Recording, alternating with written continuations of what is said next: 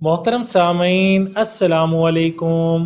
رمضان المبارک میں خواتین کو میرا مشورہ، اگر آپ کا سالن تھوڑا سا بچتا ہے یعنی ایک آدھ پیالی، تو اسے فوراً پلاسٹک کے بڑے ڈبے میں ڈال کر فریز کر دیں اور اس میں روزانہ کا بچا ہوا مزید سالن مثلاً گوشت، دال، سبزی وغیرہ ڈال دیا کریں۔ جب یہ بھر جائے تو کسی دن اسے آٹے کے ساتھ ملا کر گوندھ لیں اور اس آٹے کے پراٹھے بنا لیں۔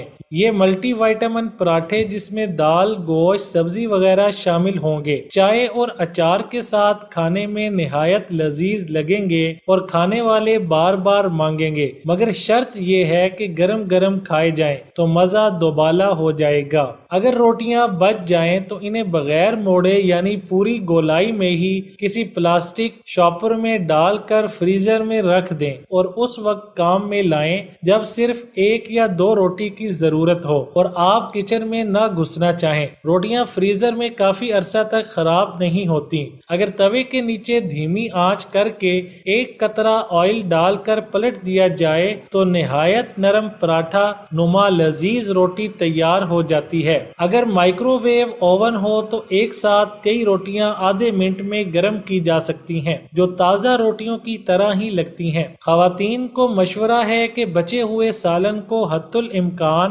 فریز کرنے سے گریز کریں، کیونکہ پکا ہوا سالن فریز کرنے پر اپنا ذائقہ کھو دیتا ہے۔ اس لیے بہتر ہے کہ آپ جو پکائیں اسے ایک دو دن میں کھا لیں، فریزر میں نہ رکھیں۔ بہتر ہے کہ تھوڑا پکائیں، چاہے بار بار پکائیں، بجائے اس کے کہ زیادہ بنا کر آدھا فریزر میں رکھ دیں۔ اگر کھانا بچ جائے تو اسے فریزر کے نچلے خانے میں رکھیں اور سوچ سمجھ کر مختلف طریقوں سے جلد ہی استعمال میں لے آئیں۔